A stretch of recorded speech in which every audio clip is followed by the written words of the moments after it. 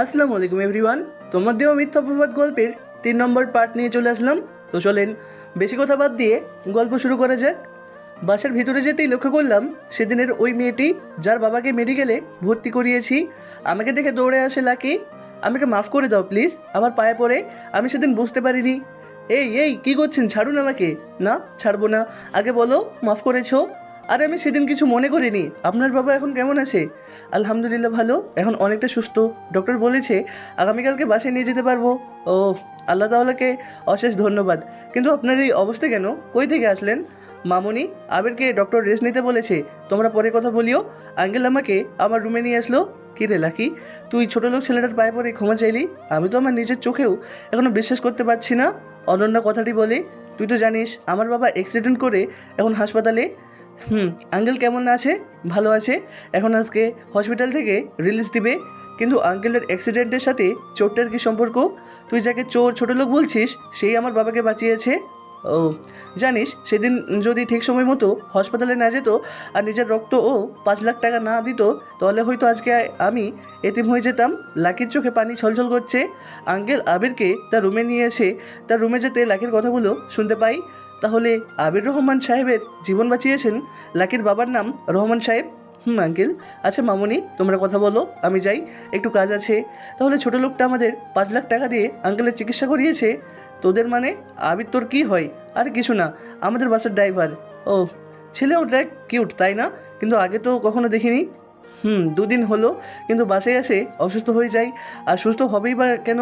পুলিশের যে পিটানি খেয়েছে। কি পুলিশ মেরেছে মানে? মানে ওই 5 লাখ টাকার জন্য আমরা ওরে পুলিশে দিয়েছিলাম। কথাটা শুনে লাকি যেন কান্না করে দিবে দিবে ভাব। ভেবেছিলাম পুলিশ শালায় হাড্ডিগুলি ভালোভাবে ভেঙে দিবে, কিন্তু তেমন কিছু করেনি ছোটো লোকটাকে। চুপ কর, তুই আর আমার সাথে কথা বলবি না। লাকি কাঁদতে কাঁদতে বাসায় চলে যায়। অনন্যা ও লাকি দুজনে বান্ধবী একই কলেজে পড়ে। বাসায় গিয়ে ভাবতে থাকে ছেলেটা আমার বাবার জন্য কত কষ্ট পেল। বিকেলে লাকির বাবা রহমান সাহেবের বাসায় নিয়ে আসে। লাকি আবিরের সম্পর্কে কিছু হবে বলে সব কিছু শুনে রহমান সাহেব কেঁদেই ফেলে। ছেলেটাকে দেখতে ইচ্ছে করছে রহমান সাহেবের। ওকে আব্বু, কালকে তোমায় অনন্যাদের বাসায় নিয়ে যাব। অন্যদিকে আবির তার আম্মু, ভাবি, ভাইয়া সবার কথা ভাবছে। জানি না আম্মু কেমন আছে। আমি জানি আম্মু ভালো নেই আমাকে ছাড়া। আম্মু কী করে ভালো থাকে? অনেক ভালোবাসি তোমায় আম্মু। আম্মুর সাথে কথা বলতে ইচ্ছা করছে, তাই ভাবছি আজকে একবার ফোন দিব। সন্ধ্যায় অনন্যা আমার রুমে আসলো, কী জন্য দেখে চলে গেল। কিছুক্ষণ পর আঙ্কেল আমার রুমে আসলো। আবির, এখন কেমন আছো? অনেকটা ভালো আছি আঙ্কেল। ও গুড। খাইছো? আঙ্কেল। আঙ্কেল একটা ফোন লাগতো, 5 মিনিট কথা বলতাম। ওকে, আমি পাঠিয়ে দিচ্ছি। আঙ্কেল অনেক ভালো, তাই খোঁজখবর নেই, কিন্তু আন্টি একবারও আমার সামনে আসলো না। আমার উপর কি তার মন খারাপ? বাসায় নাই হয়তো। মামনি, ফোনটা আবিরের রুমে দিয়ে আইতো। ওকে বাপি। ছোটো লোকটা আবার কার সাথে কথা বলবে দেখি তো। এই মিস্টার, আপনার ফোন। আবির ফোনটা হাতে নেই। অনন্যা গিয়ে দরজায় আড়ি পেতে থাকে। দেখি ছোটো লোকটা কার সাথে কথা বলে। আবির আম্মুর নাম্বারে কল দেয়। হ্যালো, কে? ভাইয়ার কণ্ঠ। ভাইয়া ফোন তুলেছে, কথা না বলে ফোনটা কেটে দিলাম। মনটা খারাপ হয়ে গেল। দেখি চাচাতো ভাই আরাফাতকে কল দিই। হ্যালো, আসসালামু আলাইকুম। ওয়ালাইকুম আসসালাম আরাফাত, আমি আবির। ও ভাইয়া, তুমি কই? তোমার বিয়ের কথা শুনে বাসায় আসলাম। কি এগুলো কি শুনছি? থাক ওসব বাদ দে। আম্মু কেমন আছে রে? বুড়ো আম্মু ভালো নেই ভাইয়া, তুমি যাওয়ার পর থেকে ঠিকমতো খাই না, তোমার চিন্তায় অসুস্থ হয়ে পড়ে। কি বলিস? কথাটা শুনে বুকের ভেতরটা মোচড় দিয়ে উঠল। ভাইয়া, তুমি বাসায় ফিরে এসো। না রে, কি করে যাব বল? ওই কলঙ্ক নিয়ে যেতে চাই না। আমি যে তোরে ফোন দিছি কাউরে বলিস না প্লিজ। আর মায়ের দিকে একটু খেয়াল রাখিস। আমার চোখের পানিতে ভিজে গেছে, কথা ঠিকভাবে বলতে পারছি না। ভাইয়া, তুমি কি কাঁদছো? না রে, ভালো থাকিস, পরে কথা হবে। অনন্যা আড়াল থেকে আবিরের এভাবে কাঁদতে দেখে নিজের চোখেও পানি চলে আসে। নিজের রুমে চলে যায় আর ভাবে ওই ছেলেটা কে। মনে অনেক কষ্টে বাসা থেকে চলে আসে। আবির আম্মুর কথা ভেবে ঘুমাতে পারেনি। পরের দিন সকালে রাকি ও রহমান সাহেব আবিরকে দেখতে আসে। আবিরের রুমে যেতে দেখে আবির আগে থেকে কাজে চোখ মুখ ফুলে গেছে। পরের দিন সকালে আরমান সাহেব, রহমান সাহেব, অনন্যা, লাকি আবিরের রুমে যাই। রুমে গিয়ে দেখে কাদার কারণে আবিরের চোখ আগে থেকে ফুলে আছে। কি হয়েছে তোমার, কাঁদছো কেন? আমান সাহেব বলে, না আঙ্কেল, আম্মুর কথা মনে পড়ছে অনেক। কি হয়েছে তোমার মায়ের? আর এভাবে কেউ কাঁদে? আমি মনে মনে বললাম, আমার সাথে যা হয়েছে তা আপনাদের কীভাবে বলি, যেখানে আমার আপনজনরা আমাকে বুঝলো না। কি হলো, চুপ করে আছো কেন? আমান সাহেব আবার বলে, কি বলবো? আমরা তোমাকে যা বলছি তার উত্তর দাও। মনে মনে আমি কীভাবে বলবো, তাদের সত্যি বলবো নাকি মিথ্যা বলবো বুঝতে পারছি না। নিজেকে সামলে নিয়ে বললাম, আসলে পরীক্ষায় খারাপ করাই তো বড়ো ভাই আমাকে অনেক মারে এবং বকা দেয়, যার কারণে আমি বাসা থেকে এসে পড়েছি। তুমি মিথ্যা বলছো কেন? আর কথায় আমি কিছুটা ঘাবড়ে গেলাম, তবুও বললাম, কই মিথ্যা বললাম? তো তোলাচ্ছ কেন? আমি কিছু না বলে নিচের দিকে তাকিয়ে থাকলাম। উত্তর দাও না কেন? কালকে রাতে কার সাথে কথা বলছিলে? কিসেরই বা অপবাদ নিয়ে বাড়ি থেকে বের হয়েছো? আমি অনন্যার দিকে জিজ্ঞাসা দৃষ্টিতে তাকাই আর ভাবতে থাকি সে কীভাবে জানলো। না, ওদের মিথ্যা বললে হবে না, সত্যটা বলতে হবে। আমি নাই এদের সাথে আমার ঘটে যাওয়া ঘটনাটা শেয়ার করি, আর নিজের কষ্টের কথা অনন্যাকে বললে নিজেকে একটু হালকা মনে হয়, তাই আমি ওদের সব কিছু বললাম, বাসা থেকে শুরু করে এখানে আসা পর্যন্ত। বলার পর খেয়াল করলাম ওনাদের চোখে পানি, তাই আমি আবারও নিচের দিকে তাকালাম। সকালে নিচে চলো আবির, তুমি ফ্রেশ হয়ে নিচে আসো নাস্তা করতে, আমান সাহেব বলেন। তারপর সকলে নিচে চলে গেল আর আমিও আঙ্কেলের কথা মতো নিচে নাস্তা করতে আসলাম। এসে দেখি তারা আমার জন্য না খেয়ে ওয়েট করতেছে। আমি আসতেই আঙ্কেল বসতে বললেন, আমি মাথা নাড়িয়ে বসে খেতে লাগলাম। খাওয়ার মাঝে কেউ কোনো কথা বলেনি। আমি খেয়ে আমার রুমে চলে আসলাম। মায়ের কথা মনে পড়তে আবার চোখটা ভিজে উঠলো। এমন সময় খেয়াল করলাম আমার রুমে কেউ একজন আসলো। আমি চোখ মোজার বেঁধে চেষ্টা করলাম। আবারও কান্না করছো কেন? অনন্যা বলে। মায়ের কথা মনে পড়েছিল। আচ্ছা বাদ দাও, শোনো, আমি তোমার সাথে যা করেছি তার জন্য সরি। আমি কিছু মনে করিনি। তার কিছুক্ষণ পরে লাকিও আমার রুমে আসলো। তাদের সাথে গল্প করতে করতে 12টা বেজে গেছে, তাই খেয়ালই করিনি। তাই তারা চলে গেল আর আমি গোসল করলাম এবং তার কিছুক্ষণ পরে আজান দিল। আমি নামাজ শেষ করলাম। তখন একজন এসে বলল, আঙ্কেল নিচে খেতে ডাকছেন। আমি নিচে চলে গেলাম। আমাকে বসতে বলায় আমি বসে বললাম এবং লাঞ্চ করলাম। তারপর আমি আমার রুমে এসে বললাম। অপরদিকে লাকিটা চলে গেল। শরীরটা খারাপ থাকায় আমি ঘুমিয়ে পড়লাম।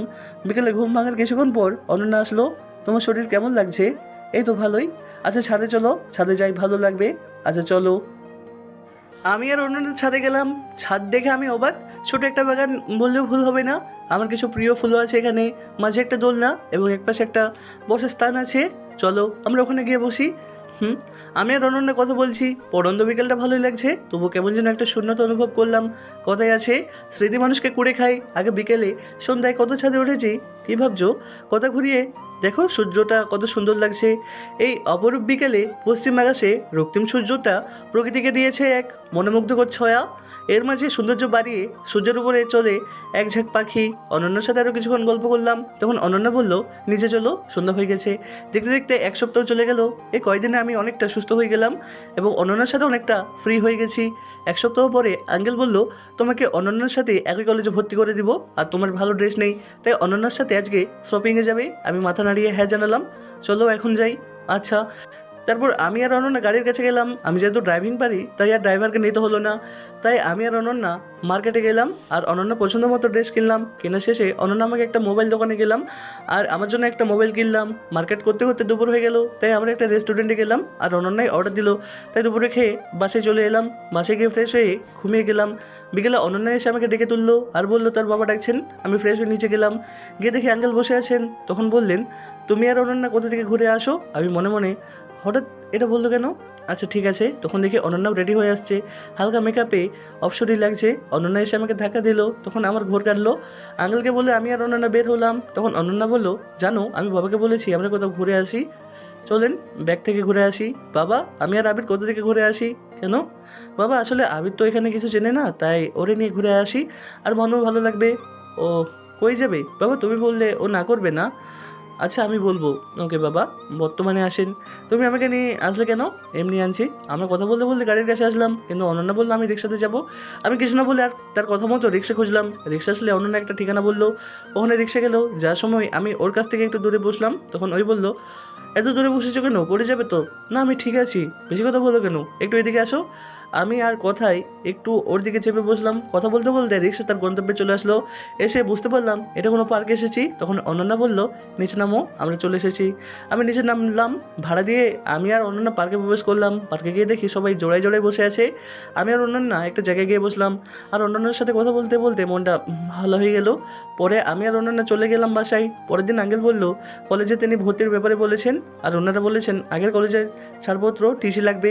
এজন্য আমি আঙ্কেলের থেকে বিদায় নিয়ে আমি আমার গ্রামের দিকে চললাম। বাসে টিকিট কিনে বাসে উঠে পড়লাম। আমাদের বাস স্ট্যান্ড পৌঁছাতে দুপুর 12টা বেজে গেল। আমি মুখে মাস্ক পরেছিলাম, তাই কেউ আমাকে চিনতে পারলো না। আমি অফিস রুমে গিয়ে প্রয়োজনীয় কাগজপত্র নিয়ে বের হতে আসতে যাবো, তখনই জান্নাতকে দেখলাম দূরে তার বান্ধবীদের সাথে দাঁড়িয়ে, কিন্তু তাকে দেখে মনে হচ্ছে সে ভালোই আছে। আমি আর না থেকে চলে আসলাম। আবার টিকিট কেটে বাসে উঠলাম, তখন দেখলাম আম্মু এবং ভাবি কোথায় যেন যাচ্ছে। আর আম্মুকে দেখে আমার চোখে জল চলে এলো। মনে হচ্ছে আম্মুকে গিয়ে জড়িয়ে ধরি, কিন্তু তার কোনো সুযোগ নেই। তাদের কাছে আমি অপরাধী, আমি কিভাবে যাব তাদের কাছে? তখন বাস ছেড়ে দিল। আমি কিছুক্ষণ পরে ঘুমিয়ে গেলাম। তারপর বাসের ড্রাইভারকে ডাকে ঘুম ভাঙলো আর বললেন আমরা গন্তব্যে এসে গেছি। ওখান থেকে বাসাতে পৌঁছাতে রাত হয়ে গেল, তাই ফ্রেশ হয়ে রাতের খাবার খেয়ে ঘুমিয়ে গেলাম। পরের দিন সকালে শুনতে পারি রাতে অনন্যার জ্বর আসছে। তাই আর কি করার, আঙ্কেলকে বলে আমি চলে গেলাম কলেজে। আর অনন্যার শরীর খারাপের জন্য সে বাসায় থেকে গেল। কলেজে গিয়ে ভর্তি হলাম। আমি তো আর জানি না আমাদের ক্লাস করি, তাই খুঁজতেছিলাম। তখন থেকে লাকি আর কলেজে আসছে। আমি ওর কাছে গেলাম, কেমন আছো? আমি ভালো আছি। অনন্যা কই? ওকে তো দেখছি না। ওর শরীর খারাপ, তাই আজকে আসেনি। কি হয়েছে ওর? হালকা জ্বর আসছে। ও আচ্ছা, আমাদের ক্লাসরুম কই? আমি খুঁজে পাচ্ছি না। আমার সাথে চলো। ওকে। তারপর আমি আর লাকি ক্লাসরুমে গেলাম। লাকি ওর জায়গায় চলে গেল আর আমি পিছনের একটা সিটে গিয়ে বসলাম। কিছুক্ষণ পরে একজন ছেলে এসে আমার পাশে বসলো। আমি রাহাত। তোমার নাম কি? নতুন মনে হচ্ছে। আমার নাম আবির। আমরা বন্ধু হতে পারি? অবশ্যই, কিন্তু তুই বলতে হবে। ঠিক আছে চল, আমার বন্ধুদের সাথে পরিচয় করিয়ে দিই। চল। রাহাত আমাকে তার বন্ধুদের কাছে নিয়ে গেল। আমি বললাম হাই, আমি আবির, আমি মেহেদি, আমি হাসিব, আমি সারা, আমি রীতা বা সুরভি, আমি রাফি। ওদের সাথে কথা বলতে বলতে ক্লাসের ঘন্টা বাজলো। আমরা ক্লাসে গেলাম। যথারীতি ক্লাস করে লাগে সহ সবাইকে বিদায় দিয়ে বাসার পথে পা বাড়ালাম। বাসা 10 মিনিটের পথ, তাই হেঁটে আসছিলাম। তখন দেখলাম কে যেন অ্যাক্সিডেন্ট করেছে, তাই আমি সেখানে গেলাম। হাসপাতালে নেওয়ার লোক নেই। এদেশে শুধু অন্যের বিপদ দেখতে পারে, সাহায্যের লোক কম। লোকটির গাড়ি অ্যাক্সিডেন্ট খারাপ হয়ে যাওয়ার কারণে আমি একটা সিএনজি নিয়ে তাকে হাসপাতালে নিয়ে গেলাম। ওনার জ্ঞান ছিল না, তাই আমি নার্সকে ডেকে ওনাকে একটা বেডে শুয়ে দিলাম। আর ডাক্তার এসে ওনাকে এমার্জেন্সিতে নিয়ে গেল। আর আমার কাছে ওনার মোবাইলটা আর আমাকে দিয়ে বলে 2 লক্ষ টাকা জমা দিতে, কিন্তু আমার কাছে তো টাকা নেই, কী করবো বুঝতেছি না। তখন দেখলাম ওনার মোবাইল একটা নাম্বার থেকে ফোন আসছে। তখন আমি ফোনটা রিসিভ করলাম। মেয়েলি কণ্ঠে বুঝলাম ওনার স্ত্রী হবে মনে হয়, তাই আমি সব ঘটনা বললাম এবং ঠিকানা অনুযায়ী আসতে বললাম। 20 মিনিট পরে মহিলা আসলো। আমি ওনাকে বললাম যে ডাক্তার টাকা জমা দিতে বলেছে, কিন্তু আমার কাছে টাকা নেই। তখন উনি কার থেকে টাকা পে করলেন। ওনাদের পরিচয়টা দিয়ে নিই। যিনি অ্যাক্সিডেন্ট করেছে তিনি হলেন এদেশের টপ ব্যবসায়ী রায়হান চৌধুরী, আর মহিলাটি হলেন মিসেস রায়হান চৌধুরী বা ইয়াসমিন চৌধুরী। আর ওনাদের 5 বছরের একটা বাচ্চা আছে, তার নাম মাহি। পরিচয় পর্ব শেষ, এখন বর্তমানে আসা যাক। ইয়াসমিন চৌধুরী কান্না করছিলেন। তার কিছুক্ষণ পর ডাক্তার আসলেন এবং বললেন রোগীকে সঠিক সময়ে আনার জন্য বেঁচে গেছেন। আমরা কি ওনার সাথে দেখা করতে পারি? বেডে শিফট করার পরে দেখা করতে পারবেন। ধন্যবাদ ডাক্তার। ধন্যবাদ উপরওয়ালাকে দেন, আমি আসি। কিছুক্ষণ পরে ওনাকে বেডে শিফট করা হলো। তখন আমরা 3 জনে গেলাম। তুমি কই থাকো? ও এক আঙ্কেলের ওখানে। ও আচ্ছা, আমি যাই তাহলে। আচ্ছা যাও। আর শোনো, আমার কার্ডটা রাখো, কোনো সমস্যা হলে আমার কাছে এসো। আমি ওনার থেকে কার্ডটা নিয়ে তাদের কাছ থেকে বিদায় নিয়ে চলে আসলাম বাসায় আসার পর আঙ্কেল জিজ্ঞেস করলেন এত দেরি হলো কেন। আমি আজকে ঘটে যাওয়া ঘটনা বললাম। তখন উনি বললেন আচ্ছা ঠিক আছে, তুমি ফ্রেশ হয়ে আসো, খাবে এখন। তারপর আমি রুমে গিয়ে ফ্রেশ হয়ে খাবার খেতে আসলাম। দেখলাম অনন্যাও আছে। আমি ওরে বললাম শরীর ঠিক আছে? অনেকটা এখন সুস্থ। আর কেউ কোনো কথা না বলে খেয়ে উঠলাম, আমার রুমে চলে আসলাম। তারপর গোসল করে এক ঘুমে বিকাল, ঘুম থেকে উঠে ফ্রেশ হলাম। অনন্যা অসুস্থ থাকায় আজকে আর ছাদে গেলাম না, তাই রুমে বসে মোবাইলে ফ্রি ফায়ার গেম খেলা শুরু করলাম। সবাই হালকা নাস্তা করে পড়তে বসলাম। পড়তে পড়তে রাত 11টা বেজে গেল। তখন একজন এসে বললো খাবার খাওয়ার জন্য, তাই আমি বই রেখে খেতে চলে গেলাম। রাতের খাবার খেয়ে আমি আমার রুমে এসে শুয়ে পড়লাম আর মোবাইলটা নিয়ে এফবিতে ঢুকলাম। কারোর সাথে যেন কথা না হয় সেই জন্য নতুন অ্যাকাউন্ট খুলেছি এবং আরেকটা ডিএক্টিভ। কিছুক্ষণ ফেসবুক থেকে বের হয়ে ভাবতে লাগলাম আমাকে অনেক বড় হতে হবে, কিন্তু কী কারণে এই চিন্তা তো নাই, এখন অজানাই থাকুক। ভাবতে ভাবতে কখন যে ঘুমের রাজ্যে চলে গেছি নিজেও জানি না। পরের দিন সকালে উঠে ফ্রেশ হলাম আর নাস্তা করে আমি আর অনন্যা একত্রে একটা রিক্সা নিয়ে কলেজের উদ্দেশ্যে রওনা দিলাম এবং 5 মিনিটে কলেজে চলে আসলাম। আমি অনন্যা লাকি এক জায়গায় আড্ডা দিয়েছিলাম। তখন আমাদের সাথে আমার বাকি বন্ধুগুলো আসলো। একদিনই এত বন্ধু। আচ্ছা বাদ দাও। আচ্ছা দেখা তোর জিএফ নাই? নাই। একদম মিথ্যা বলবি না। তাহলে সাইমাকে? ওই একদম বলবি না। আসলে সাইমা হলো লাকির খালাতো বোন, আজকে কলেজে আসেনি। তখন এত কিছু আর আমি জানি না। আমি ওর পছন্দ করি, কিন্তু ওই আমাকে কিনা জানি না, বফ আছে কিনা তাও জানি না। আচ্ছা চিন্তা করিস না, ওর বফ নাই, আমি সব ঠিক করে দিব। সত্যি? তবে একটা শর্ত আছে। কি শর্ত? আমাদের আজকে ট্রিট দিতে হবে। সহমত। আচ্ছা পরে দিব। না তাহলে হবে না, এখনই দিতে হবে। লাকি তখন বলে সাইমাকেও পাবি না? এই না মানে কখন নিবি ট্রিট? ওই চল আজকে ক্লাস করবো না, আর এখনই ট্রিট দিবি তুই। ওই তোরা বন্ধু নাকি শত্রু, দুটাই। তারপর আমরা আজকাল ক্লাস না করে একটা রেস্টুরেন্টে গেলাম, আর যে যার মতো ইচ্ছা মতো খেলাম, আর বিল হয়েছে 1570 টাকা। বেচারা রাহাত একেবারে ফকির। রেস্টুরেন্ট থেকে বের হয়ে রাত বলতেছে আমারও একদিন আসবে। তখন সবার কাছ থেকে বিদায় নিয়ে চলে আসলো তখন সবার কাছ থেকে বিদায় নিয়ে চলে গাড়ি না নিয়ে হেঁটে তখন সবার কাছ থেকে বিদায় নিয়ে গাড়ি না নিয়ে হেঁটে হেঁটে আমি আর অনন্যা আসছিলাম। তখন একজন ছেলে অনন্যার মোবাইল নিয়ে দৌড় দেয়, আর আমি দৌড়ে ধরে ফেলি। যখন মারতে যাব তখন তার চেহারা দেখে মায়া লাগে। আর ওই ছেলেটা বলে, ভাই আমাকে ছেড়ে দেন, আমার বাবা নেই, মা অন্যের বাড়িতে কাজ করতো, কিন্তু মা অসুস্থ, আর আমি গতকাল থেকে কিছু খাইনি, কাজ খুঁজছি পাইনি, তাই এই কাজ করতে আসছিলাম, প্লিজ ভাই আমাকে ছেড়ে দেন। ছেলেটার বয়স আনুমানিক 16 হবে। নাম কি তোমার? আমার নাম নাইম, প্লিজ ভাই মাইরেন না। তখন আমি অনন্যাকে একটা রিক্সা করে বাসে পাঠিয়ে দিই, আর আমি ওই ছেলেটাকে নিয়ে একটা হোটেলে যাই। থেকে কিছু খাবার খেয়ে বাইরে নিয়ে আসলাম, আর বাইরে এসে আমার কাছে থাকা 500 টাকার কিছু পত্রিকা কিনে দিলাম এবং বললাম এটা বিক্রি করে তোমার আরও লাভ হবে, ওটা দিয়ে তোমার মায়ের খাবার আর ওষুধ নিও, আর বাকি টাকাটা দিয়ে আবার কিছু কিনে বিক্রি করো। তখন বলল, ভাই আপনার মন অনেক ভালো, আল্লাহ আপনার মঙ্গল করুন। আমি মাকে নিয়ে তখন বলল ছেলেটি, ভাই আপনার মন অনেক ভালো, আল্লাহ আপনার মঙ্গল করুন। আমি মাকে গিয়ে আপনার কথা বলবো। আমি ওর কাছ থেকে বিদায় নিয়ে চলে আসতেছিলাম, কিন্তু কার কথা শুনে অন্য মায়ের কথাও মনে পড়ে গেল। অজানা কারণে চোখ থেকে 2 ফোঁটা জল পড়লো। এভাবে বাসায় চলে আসলাম, ফ্রেশ হয়ে দুপুরের খাবার খেতে চলে আসলাম। খাবার খেয়ে আমার রুমে আসলাম, আর এসে গেম খেলতে শুরু করলাম। বিকেলে অনন্যা আসলো আমাকে ডাকতে। সে বলল সে ছাদে যাবে, তাই আমি আর ওর সাথে ছাদে গেলাম। আচ্ছা ওই ছেলেটার কী করলে? আমি ওর সাথে ঘটে যাওয়া সব ঘটনা বললাম। সে আমার দিকে তাকিয়ে আছে অনন্যা মনে মনে। আমি যতই তাদের দেখছি ততই মায়া পড়ে যাচ্ছি। অন্য মানুষের উপকার করার জন্য কত কিছু করে, কিন্তু আমার ওকে ভালো লাগে কেন? আমি কেউ ভালোবাসি?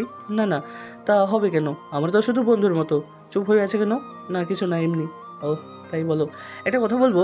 হ্যাঁ, এতে অনুমতি নেওয়ার কি আছে? তোমার কেমন মেয়ে পছন্দ? আমি ওর দিকে অবাক দৃষ্টিতে তাকিয়ে আছি, কিছু বললাম না। বলো না কেন, হঠাৎ এমন প্রশ্ন কেন? আর এমনি বলো, এমন কিছু না, আর আমি আর কোনো মাই পড়তে চাই না। আচ্ছা বলা লাগবে না, অনন্যা মনে মনে। এভাবে এখন না বললেও হতো। ওই দিন কেটে গেল এভাবে। পরের দিন সকালে আমি আর অনন্যা একবার সাথে কলেজে গেলাম। কলেজে গিয়ে দেখি সবগুলো হারামি চলে আসছে, তাই আড্ডা দিয়েছিলাম। তখন দেখলাম কয়েকটা বকাটে ছেলে একটা মেয়েকে উত্ত্যক্ত করছে, তাই আমরা ওদের কাছ থেকে গেলাম এবং ওখানে গিয়ে মেয়েকে দেখে আমি অবাক, কারণ মেয়েটা হচ্ছে। তো বন্ধুরা, আজকের গল্পটা এখানে শেষ হয়ে গেল। পরবর্তী পার্ট শুনতে হলে আমাদের চ্যানেলটি সাবস্ক্রাইব করে আমাদের পাশে থাকুন। ধন্যবাদ।